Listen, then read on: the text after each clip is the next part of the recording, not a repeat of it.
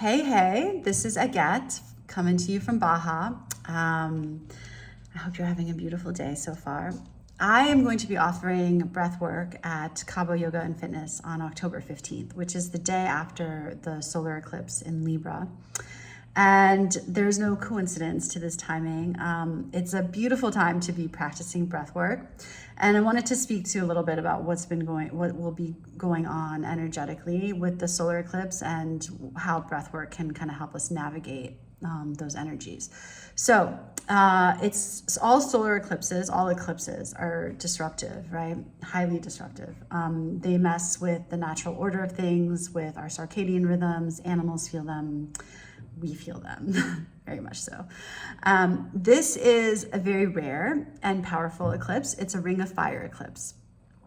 So the next one's in like 2039. So, they don't happen often. And what it means is that the moon, this is the moon. Oh, I'm wearing my Dark Side of the Moon t-shirt. There are no coincidences. So the moon is going to appear smaller than the sun. And because of this, when it covers the sun, it won't block it completely, and there'll be a ring of light that will still be shining.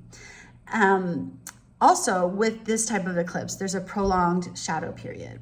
So you guessed it, this is a beautiful metaphor from nature. Thank you, nature. Light will be shining on things that have been hidden. Our hidden truths will be illuminated, right? And there's no hiding from this. This is not optional, like it is happening. So get on board, basically is what the universe is telling us. Get on board.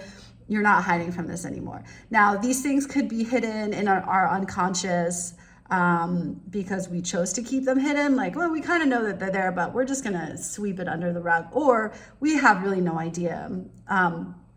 Either way, it just wasn't time. This is the time, okay? So it will be patterns, ways of being. And then, of course, it all relates to Libra, but more first on the ring of fire. Fire is the element of transformation. So this is an opportunity to alchemize these things that have been kept hidden and that more than likely are wreaking havoc in our lives in some way. Now, this is all happening in Libra, which is the sign of balance and harmony. It's the scales of relationships, of comparison, of give and take, one-on-one connection, partnership, right? So we will be seeing patterns in our relationships, patterns that are not serving us, patterns that are holding us back, specifically in consideration to balance, right? Give and take. So where are we overgiving because of a fear of abandonment? Where are we overcompensating because of a fear of not being enough? These are all just examples. Where are we really self-centered and we only think about ourselves and we take because we have a fear of intimacy, which most likely goes back to also a fear of abandonment, or we take and have a wall up because we don't want to be seen because we feel like we're not good enough, and when someone sees us they'll run away, so we never allow anyone to see ourselves. So these are some of the things that will be coming up. And the thing is, awareness of the patterns of these truths is one thing, and it's great. It's already a big step. However, we need to go deeper if we want to alchemize and we want to transform, which is what is being asked of us, right? So if we want to go deeper, it's like, why? Why do I do this? What am I protecting myself from? What is the core wound? What is the trauma that left this wound, right? How do we move through it? Breath work.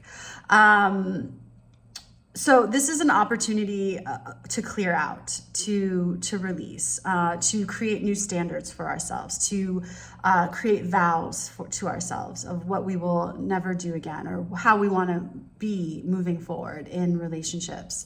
Now, Libra also represents the other. So you guessed it, this will all be triggered by other people, right? That we are relating to. That doesn't mean in a love relationship necessarily. It can be friends, it can be family, it can be work relationships. So it can get, all of this is uncomfortable stuff, right? And beautiful stuff, like amazing opportunity to grow. Uncomfortable. There is no growth without discomfort, without stepping out of our comfort zone, of being like, okay, let me really look at myself. And October is all about hard truths, you know, of like really taking accountability for where we're at and the actions and the patterns that we have that brought us here. So with that comes guilt, with that comes shame, you know, and how do we move through that and without hating ourselves? So we don't want to hate ourselves. And how can we love ourselves through it and realize like we're all learning all the time and we all have things to work on, and it's okay. That's part of why we're here. That's part of the human experience. It's actually beautiful. And it's amazing that we have the strength and the courage to do the work. Now, when these things are brought up by other people, it's, you know, it's even more hectic because like we're all moving through these energies, right? And it's being triggered by other people. So we have to move through these energies in relation to other people. And that can sometimes be explosive, right? Hopefully not, but sometimes. And that's okay too, right? This is all how we learn. So breath work. So our breath is our biggest ally, our greatest tool. It is with us all the time, and wherever we go, it never leaves us. And through our breath, we can self-regulate, we can self-soothe, and we can self-heal. And those are the things that we are going to be doing in this breathwork session. Now, this breathwork in particular is really detoxifying. So it detoxifies the physical body, the emotional body, the energetic body. We will be releasing emotions, trauma, stress from our physical body, from our energy field.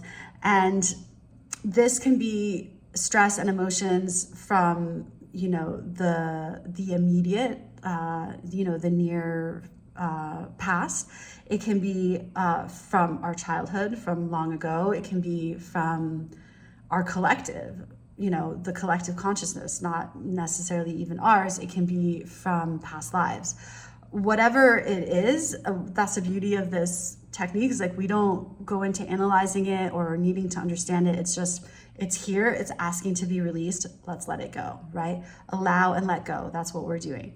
So it's also a technique that helps us to condition our nervous system. It helps to build vagal tone so that we can go from an activated state to a more balanced system with more ease and facility.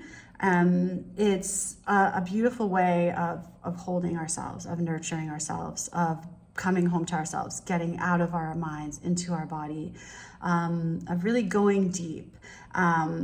And we can have, you know, beautiful insights or downloads about how to proceed in certain areas of our lives.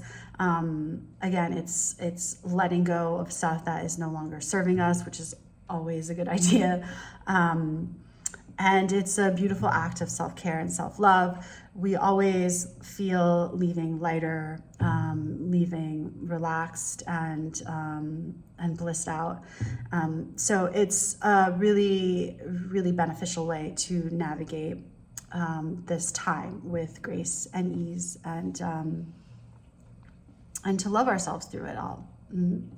And you know, to do this with others as well, you know, of like that vulnerability that's there, of knowing that there's nothing wrong with us for feeling the way that we feel. It's all part of the human experience, and it's a gift to ourselves, and it's a gift to humanity and to the collective, because when we heal ourselves, we heal the people around us that we interact with directly, and just the collective consciousness as a whole, right?